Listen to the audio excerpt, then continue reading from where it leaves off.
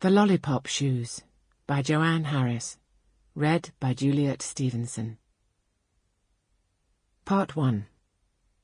Death. Chapter 1.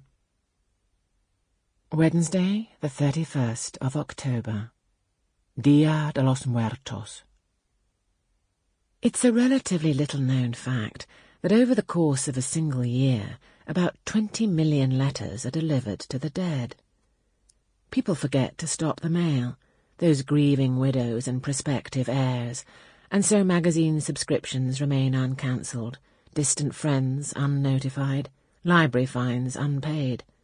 That's 20 million circulars, bank statements, credit cards, love letters, junk mail, greetings, gossip and bills dropping daily onto doormats or parquet floors, thrust casually through railings, wedged into letterboxes, accumulating in stairwells, left unwanted on porches and steps, never to reach their addressee.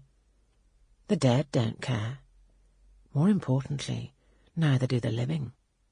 The living just follow their petty concerns, quite unaware that very close by, a miracle is taking place. The dead are coming back to life.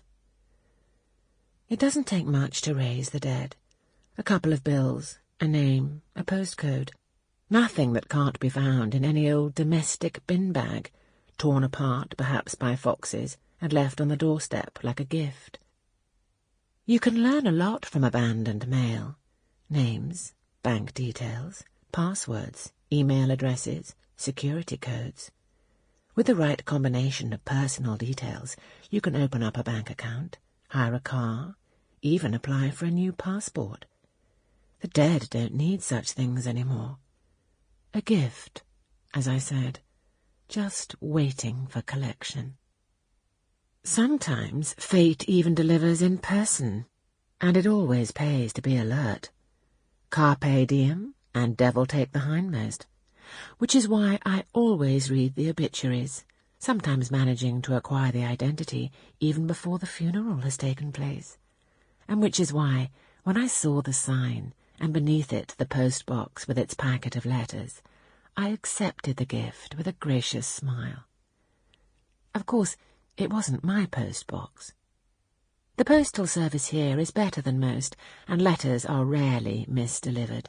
It's one more reason I prefer Paris, that and the food, the wine, the theatres, the shops, and the virtually unlimited opportunities. But Paris costs. The overheads are extraordinary, and besides, I'd been itching for some time to reinvent myself again. I'd been playing it safe for nearly 2 months, teaching in a lycée in the 11th arrondissement. But in the wake of the recent troubles there, I'd decided at last to make a clean break, taking with me 25,000 euros worth of departmental funds, to be delivered into an account opened in the name of an ex-colleague and to be removed discreetly over a couple of weeks, and had a look at apartments to rent. First, I tried the left bank. The properties there were out of my league, but the girl from the agency didn't know that. So, with an English accent, and going by the name of Emma Windsor, with my mulberry handbag tucked negligently into the crook of my arm, and the delicious whisper of Prada around my silk-stockinged calves, I was able to spend a pleasant morning window shopping. I'd asked to view only empty properties. There were several along the left bank, deep-roomed apartments overlooking the river, mansion flats with roof gardens, penthouses with parquet floors. With some regret, I rejected them all, though I couldn't resist picking up a couple of useful items on the way. A magazine, still in its wrapper, containing the customer number of its intended recipient, several circulars, and at one place, gold. A banker's card in the name of Amélie Deauville, which needs nothing but a phone call for me to activate. I left the girl my mobile number. The phone account belongs to Noël Marcelin, whose identity I acquired some months ago. Her payments are quite up to date. The poor woman died last year, aged 94, but it means that anyone tracing my calls will have some difficulty finding me.